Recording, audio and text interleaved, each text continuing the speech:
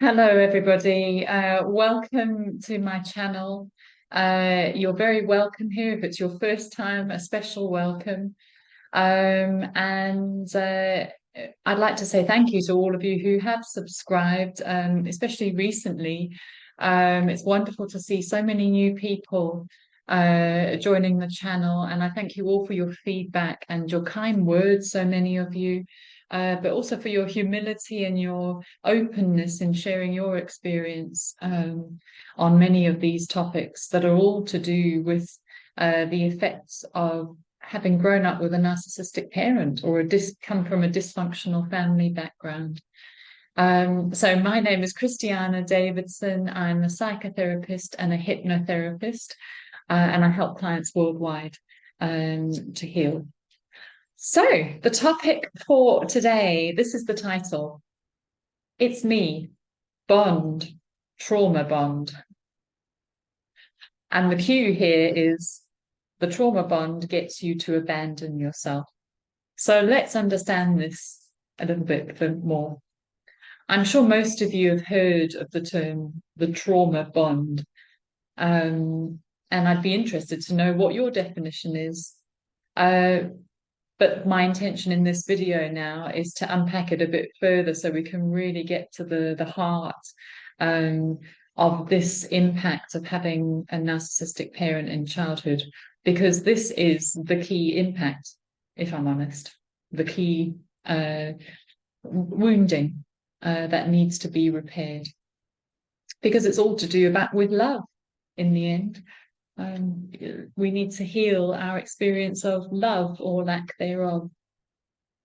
Okay, so the trauma bond is exactly what it says on the tin. It is a state of being bonded to trauma. Now, we know that trauma is the opposite of love. So instead of being healthily attached and bonded to love, love is secure, safe, it's unconditional.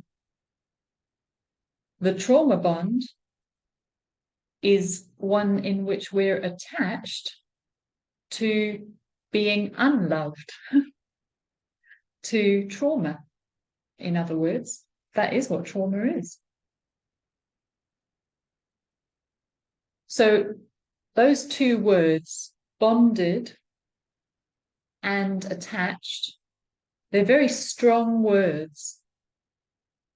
And if you think about it, if we're thinking of them in association with trauma, attached and bonded to trauma, well, what that suggests is that when you're attached to something, you cling to it, you desire it, you want to associate with it, you want to fuse with it, which is another word for bonding, fusing together.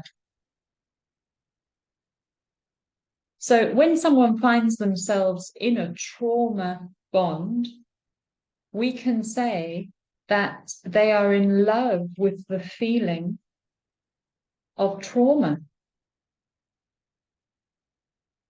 They're in love with trauma, in other words, with the opposite of love. They like the feeling of insecurity, of unsafety, of conditional love, which is not love. So, I mean, in healthy relationships, it's the love that bonds people together. But in toxic ones, in trauma-bonded ones, it's the trauma that bonds the two people together. That's what makes the relationship strangely secure, is the trauma, the uncertainty of it, the on-offness, the insecurity of it.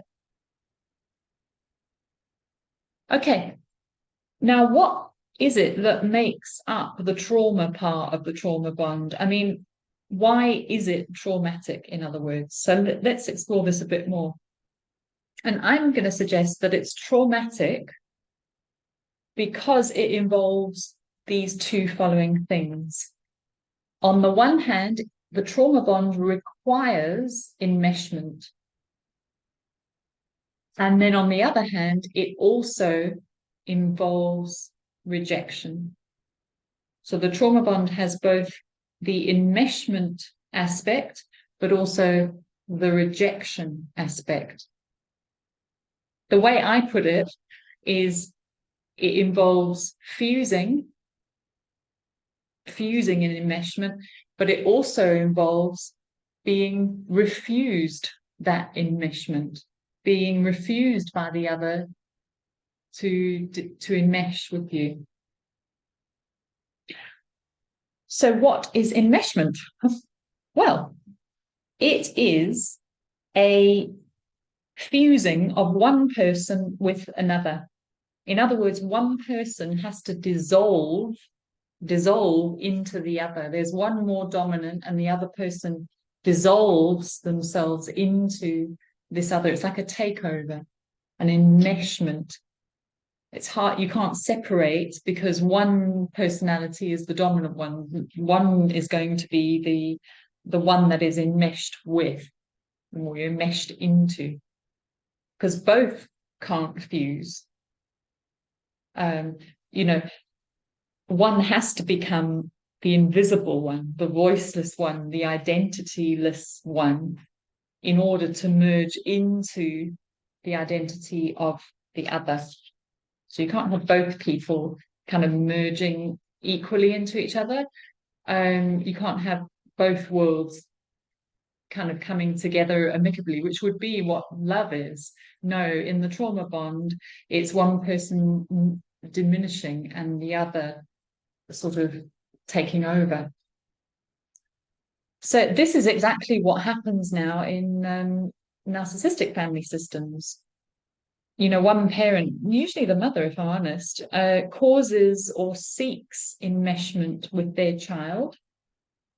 And the child, not knowing any better, is consumed by the parents' views, by the parents' personality, by the parents' ideals, by the parents' views of them, by their personality, by their needs, by their emotions. These are, you know, the parent is the big one, under which every other person is focused. I don't know if that's the correct word there, but I think you get what I mean. So the child dissolves into the parent willingly, because that's how they come to know to feel loved. So for there to be a trauma bond, one person must abandon themselves. And what does that mean? They have to abandon their own authentic self, who they are, their personality, their views, their beliefs, their self-esteem, in order to enmesh or fuse into the other. And when we have a narcissistic mother, it's almost as if the child is set up to sort of, although they're outside of the womb, subconsciously they're being, what can I say, drawn into re-entering the womb psychologically. Psychologically, they've never been able to leave. Even if the umbilical cord's been cut, they're still one with the mother. They are an extension of her still. Now, the thing is, when you are a child of a narcissistic parent, this merging, fusing, bonding, trauma bonding, enmeshment is what you know love to be. It's either enmeshment or it is a rejection of enmeshing with you. So sometimes the narcissistic parent will be seeking out enmeshment with you. You know, maybe you've been parentified, you'd be the therapeutic support or the counselor for your mother, or They use you as a substitute spouse in certain ways, substitute partner. They're talking in terms of we this and we that, and you know, sort of projecting their desires and their image of you onto you. That is all part of this enmeshment and lack of willingness to allow healthy self-differentiation to take place.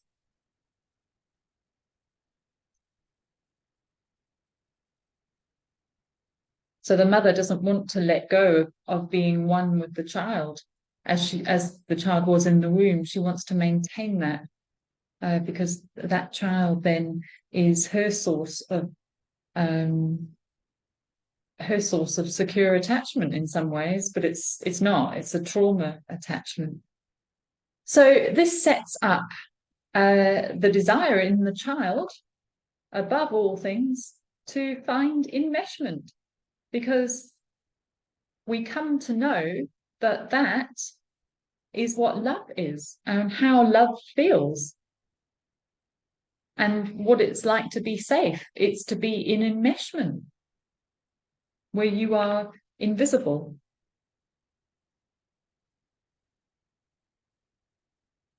So when you find yourself over and over again, still as an adult, in toxic relationships, it's because subconsciously you desire still to enmesh, to dissolve yourself and enter into the world of another, to abandon yourself, to de-exist, to be used and consumed by another. And it is this state of being which requires you to be non-assertive. You cannot be in a trauma bond and be assertive.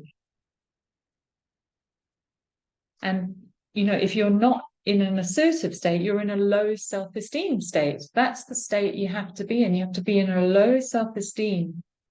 And this is what makes us very, very vulnerable to more predatory types.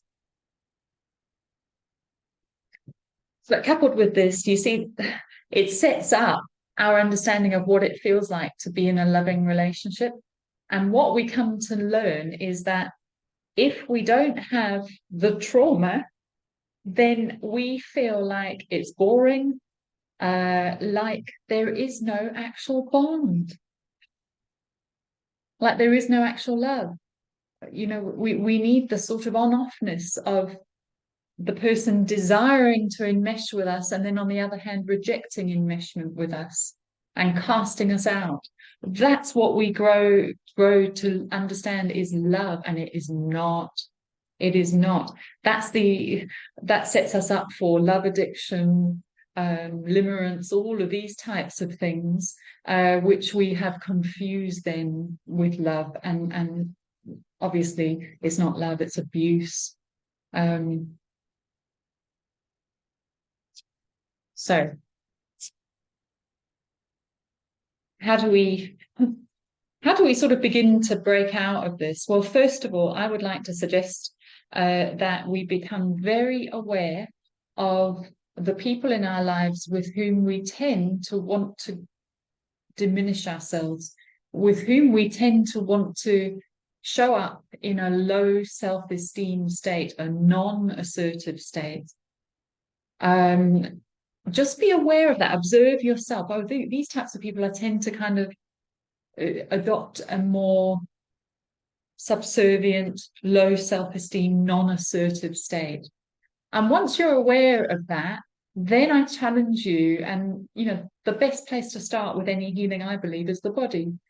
So challenge yourself to be with these people and hold yourself in an assertive body posture. So you don't have to say anything, you don't have to, you know, whatever. It's just your body posture, your body language can be your way now of communicating differently, of showing up differently, of of helping your subconscious mind to begin to adopt a new way of being in relationship. And it's these things that are going to break you out of the addiction of the trauma bond, because it is an addiction.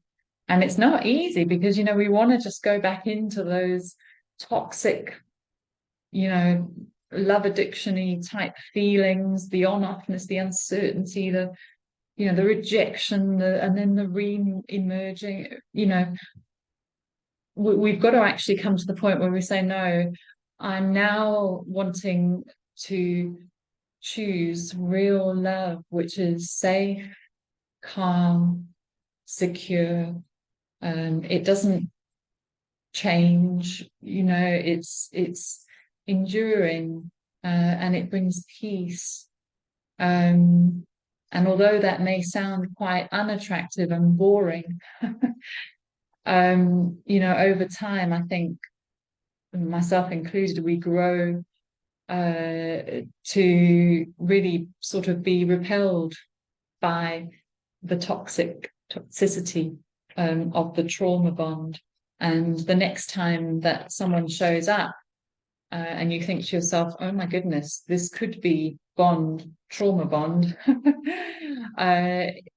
you might be more willing to adopt an assertive state from the start, as your main means of healing. I hope this has been helpful, everybody. Please leave your comments. I'm going to be doing some more about friendships and relationships next week. So I look forward to doing those. I love doing these videos, actually, and I'm so grateful to all of you for your support. Please check out my website if you'd like to work one-on-one with me. I've got 2 fabulous programs, including psychotherapy and hypnotherapy, and then there are various other options as well. And you'll see that on my website, what's available. Okay, take care and have a lovely weekend. Bye.